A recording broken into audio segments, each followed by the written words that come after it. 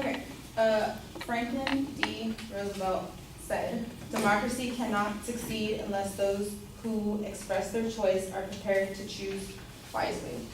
In the case of this argument, I believe that choosing wisely involves longer campaigns so voters can spend more time learning about their candidates. One analogy that one article used that I thought was really good to kind of talk about how we form our opinions is that our opinions about political candidates are like driving a car uphill rather than a light bulb going off. So this means that in order for us to form a good opinion, it's going to take time. It's a slow process. So again, longer processes give us time to form those opinions about our candidates. In an age of visual kind of sensory overload, we are constantly bombarded with commercials and things like that. The American Behavioral Sciences Journal, like they pointed out earlier, we're strongly influenced by visual cues, and our opinions are skewed when we're listening to something only or when we're seeing something only.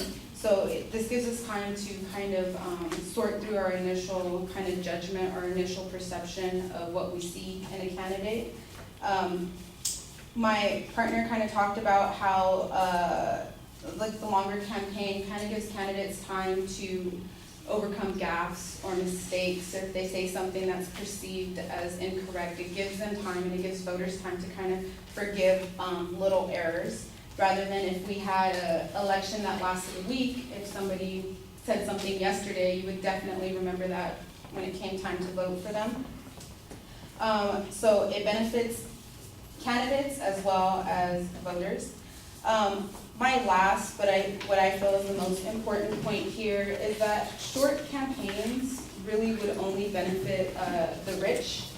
Because I know we talked about that it takes people time to raise money. It takes candidates time to get funds. Like Caitlin said, nobody knew who Bill Clinton was 9 months before the election, but clearly he won the election. You know, so if our campaign was 2 months, maybe he wouldn't have enough time to gain support of the public or gain the support of organizations that helped to fund his campaign.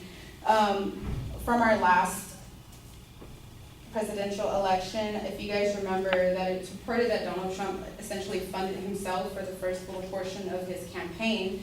And this kind of goes to show that a short campaign or a short period of time really kind of only leaves room for people who can fund themselves initially or people who are already well known, rather than giving them time to obtain the funds, obtain the support necessary to be competitive in our election.